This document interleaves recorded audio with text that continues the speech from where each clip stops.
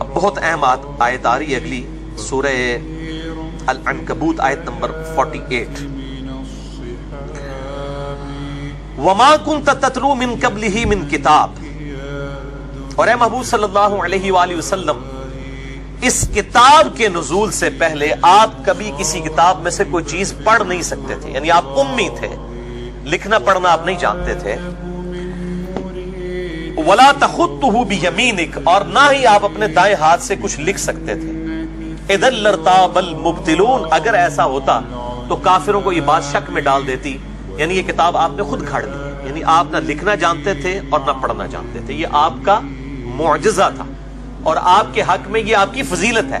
عام آدمی کا ان پڑھ ہونا، امی ہونا، یہ اس کے لیے نٹوریس چیز ہے، لیکن نبی صلی اللہ علیہ وآلہ وسلم کا امی ہونا یہ آپ صلی اللہ علیہ وآلہ وسلم کے حق میں آپ کا معجزہ ہے. اور اس میں میں نے بڑی ڈیٹیل سے لیکچر دے دیا ہے، مسئلہ نمبر 85، قرآن اور قتال ہمارے محبوب صلی اللہ علیہ وآلہ وسلم کی دو خصوصیات.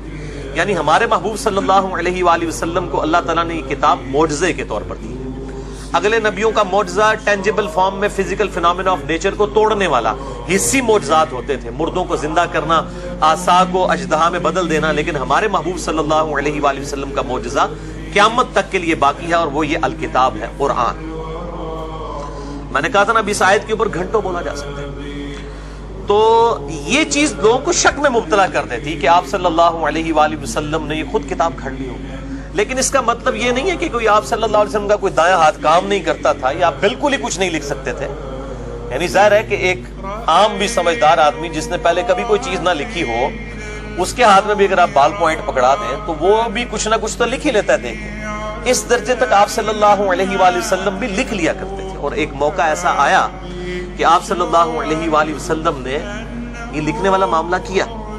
اگرچہ بعض سلفی علماء جو ہیں وہ اس معاملے میں بڑی ضد کے اوپر ہیں اور وہ کہتے ہیں نہیں بالکل یہ آپ صلی اللہ علیہ وسلم کچھ بھی نہیں لکھ سکتے تھے. تو یہ بات بالکل صحیح الاسناد حدیث کے خلاف ہے. اس کانٹیکسٹ میں ایک صحیح بخاری میں حدیث ہے، میں وہ چاہ رہا ہوں کہ یہاں پہ فزیکلی آپ کو دکھا بھی دوں. بڑی مشہور حدیث ہے صحیح بخاری میں، کتاب المغازی چیپٹر میں، انٹرنیشنل نمبر کے مطابق 4251 صلح حدیبیہ کے موقع پر جو آپ صلی اللہ علیہ وآلہ وسلم اور سہیل ابن عمرو کے درمیان معاہدہ لکھا گیا تھا، اور لکھا گیا تھا کہ یہ معاہدہ ہے محمد رسول اللہ صلی اللہ علیہ وآلہ وسلم اور کفار مکہ کے درمیان. تو سہیل ابن عمرو نے یعنی ریزرویشن شو کی کہ ہم آپ کو اللہ کا پیغمبر نہیں مانتے، آپ اسے محمد ابن عبداللہ لکھیں. تو آپ صلی اللہ علیہ وآلہ وسلم نے سیدنا مولا علی رضی اللہ تعالیٰ عنہ علیہ السلام سے کہا کہ علی اس کو کاٹ کر جو ہے وہ محمد ابن عبداللہ لکھ لو. یہ نہ بھی مانے تب بھی اللہ تو جانتا ہے کہ میں اللہ کا رسول ہوں، یعنی میری رسالت میں کوئی فرق نہیں آئے گا. یعنی آپ صلی اللہ علیہ وآلہ وسلم سولوشن اینڈ پہ آئے. تو سیدنا علی نے بھی اپنی حمیت کا اظہار کیا، ان کا یا رسول اللہ میں تو کبھی بھی اللہ کی قسم آپ کا نام نہیں مٹاؤں گا. آپ صلی اللہ علیہ وآلہ وسلم نے بھی اسے اس طریقے سے گستاخی شمار نہیں کیا. اور پھر آپ صلی اللہ علیہ وآلہ وسلم نے فرمایا کہ اس تحریر کو میرے حوالے کرو. اور پھر آپ صلی اللہ علیہ وسلم نے اس کو خود اپنے مبارک ہاتھوں سے کاٹ کر محمد رسول اللہ خود لکھا، اور یہ محمد ابن عبداللہ خود لکھ دیا محمد رسول اللہ صلی اللہ علیہ وآلہ وسلم کو کاٹ کر. اچھا یہ صحیح بخاری کے اندر حدیث موجود ہے، یہ میں آپ کو دکھا بھی دیتا ہوں. یہ صحیح بخاری ہے، دارالاسلام پبلیکیشن جو دنیا میں چند بڑے اداروں میں سے ہے اہل حدیث مکتبہ فکر کا. کیونکہ سب سے زیادہ مسئلہ انہی کو ہوگا، اس لیے میں ان کی اوریجنل کتاب صحیح بخاری دکھانے لگا ہوں، عربی والی جو سعودی عرب ریاض سے شائع ہوئی ہے. اس میں انٹرنیشنل نمبر کے مطابق میں نے بتایا تھا 4251 نمبر حدیث ہے. یہ حدیث دکھا دیں، اور اس میں میں نے ریڈ کلر میں انڈر لائن بھی کر دیے ہیں وہ الفاظ جو اس بات کا ثبوت ہے کہ آپ صلی اللہ علیہ وآلہ وسلم تھوڑا بہت لکھ لیا کرتے تھے. تو بالکل ایسا معاملہ نہیں تھا کہ آپ کچھ لکھ نہیں سکتے تھے یا آپ کے ہاتھ ہی کام نعوذ باللہ نہیں کرتا تھا اس حوالے سے کہ آپ کو قلم پکڑ ہی نہ سکیں، کوئی ایک لکیر بھی نہ کھینچ سکیں. قرآن کا مقصد یہ نہیں ہے بتانا، بلکہ قرآن کا مقصد اصل میں یہ بات بتانا تھا کہ آپ صلی اللہ علیہ وآلہ وسلم نے کسی فلسفی کی کوئی شاگردگی اختیار نہیں کی. اس کے باوجود آپ صلی اللہ علیہ وآلہ وسلم ایسا کلام لے آئے کہ وہ بڑے بڑے شعراء نے آپ صلی اللہ علیہ وآلہ وسلم کا قرآن سن کر اپنے جو کلام جو ہے وہ پھاڑ دیے. تو یہ آپ صلی اللہ علیہ وآلہ وسلم کا زندہ معجزہ. تو دیکھیں اس میں الفاظ موجود ہیں اب جب نبی صلی اللہ علیہ وسلم نے حکم دیا مولا علی کو تو قال علی، تو علی رضی اللہ تعالیٰ عنہ نے کہا لا یا رسول اللہ نہیں، واللہ لا امحوک ابدا، میں کبھی بھی آپ کا نام محمد رسول اللہ نہیں مٹاؤں گا۔ تو اس کے آگے الفاظ ہے فاخذ رسول اللہ صلی اللہ علیہ وآلہ وسلم، تو آپ صلی اللہ علیہ وآلہ وسلم نے خود وہ تحریر پکڑ لی اپنے ہاتھ میں، الکتاب، وہ کتاب جو لکھی ہوئی تحریر تھی، وَلَيْسَ يُحْسِنُ يَكْتُبُ، اور آپ صلی اللہ علیہ وآلہ وسلم خوبصورتی کے ساتھ لکھ نہیں سکتے تھے، یعنی آپ کی کوئی ہینڈ رائٹنگ بہت خوبصورت نہیں تھی، اس لیے کہ ظاہر ہے جب انسان نے کبھی ہینڈ رائٹنگ کی نہ ہو پوری زندگی کے اندر، کبھی نوبت نہ آئی ہو اور پہلی دفعہ کسی کو قلم دیا جائے، تو ظاہر ہے کہ اب یہ الفاظ ہیں حدیث کے، وہ راوی کہہ رہے ہیں کہ آپ صلی اللہ علیہ وسلم کی ہینڈ رائٹنگ کوئی خوبصورت نہیں تھی، کیونکہ آپ لکھتے نہیں تھے، یہ آپ کی روٹین میں چیز نہیں تھی۔ فَكَتَبَ، پس آپ نے لکھا، هَذَا مَا قَضَى مُحَمَّدُ بْنُ عَبْدِ اللَّهِ، یہ ہے معاہدہ جو طے پایا ہے محمد ابن عبداللہ اور کفار مکہ کے درمیان۔ اب اس میں واضح الفاظ ہیں فَكَتَبَ، پس آپ صلی اللہ علیہ وآلہ وسلم نے خود لکھا، تو اس بات کا ثبوت ہے کہ آپ صلی اللہ علیہ وآلہ وسلم یعنی بالکل ایسا معاملہ نہیں تھا کہ آپ کا کوئی نعوذ باللہ کوئی دایاں ہاتھ اس حوالے سے کام نہیں کرتا تھا کہ آپ بالکل کوئی چیز لکھ نہ سکیں، بلکہ آپ صلی اللہ علیہ وآلہ وسلم تھوڑا بہت اس حوالے سے جب ضرورت پڑی تو آپ لکھ لیا کرتے تھے۔ اب یہ جب مطلب حدیثیں، اب اتنی واضح حدیث ہے صحیح بخاری میں 4251 نمبر، لیکن اب اگر دل بے ایمان تو وجدان ٹھہر، اگر کسی نے کوئی بات نہیں ماننی تو کہتے ہیں نہیں، اس میں جو الفاظ ہے نا کہ آپ نے پکڑا اور آپ نے لکھ دیا، مراد اس سے ہے کہ آپ نے پکڑا اور کسی سے لکھوا دیا۔ اب اس چیز کا تو کوئی حل نہیں ہے نا، یعنی بات کچھ اور ہو، آپ نے بات نہ ماننی ہو۔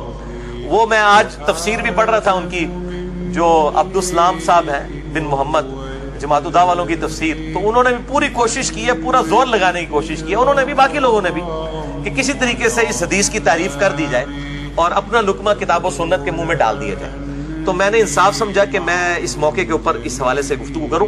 تو یہ آپ صلی اللہ علیہ وآلہ وسلم کا زندہ معجزہ قرآن حکیم، کیونکہ آپ کی نبوت قیامت تک کے لیے ہے، معجزہ بھی قیامت تک کے لیے ہے۔ تو مسئلہ نمبر 85 ہے میرا ریکارڈڈ، قرآن اور قتال، ہمارے محبوب صلی اللہ علیہ وآلہ وسلم کی دو خصوصیات، اور دوسرا لیکچر ہے مسئلہ نمبر 115، وہ ہے قرآن حکیم کی حفاظت کا معجزہ اور سنی شیعہ کے اختلاف کی حقیقت۔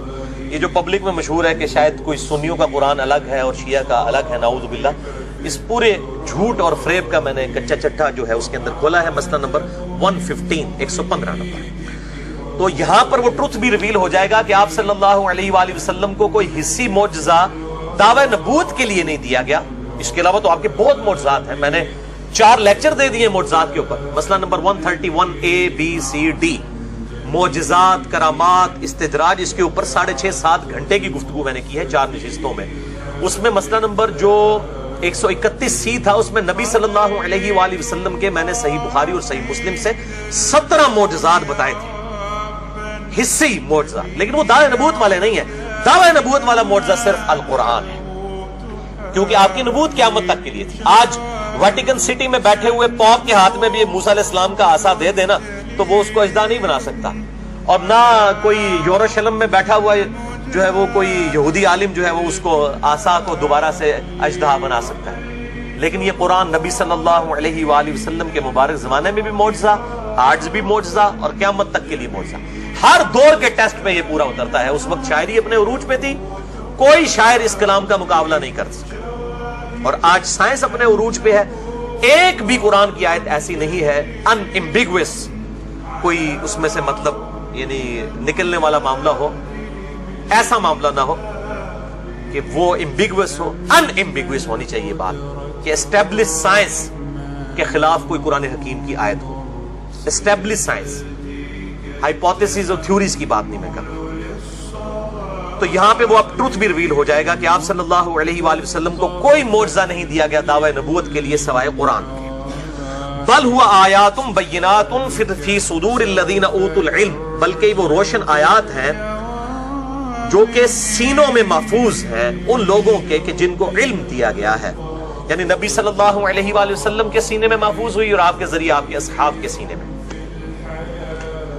وما یجحد بآیاتنا الا الظالمون، اور ہماری آیات سے تو جھگڑتے نہیں ہیں مگر وہی لوگ جو ظلم کرنے والے ہیں.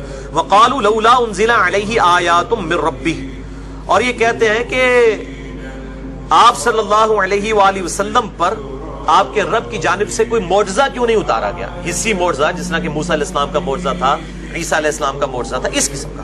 قل انما الآیات عند اللہ، اے نبی فرما دیجئے صلی اللہ علیہ وآلہ وسلم کے معجزات کا اختیار تو اللہ کے پاس ہے. وانما انا نذیر مبین، اور میں تو نہیں ہوں سوائے اس کے کہ کھلا ڈر سنانے والا ہوں.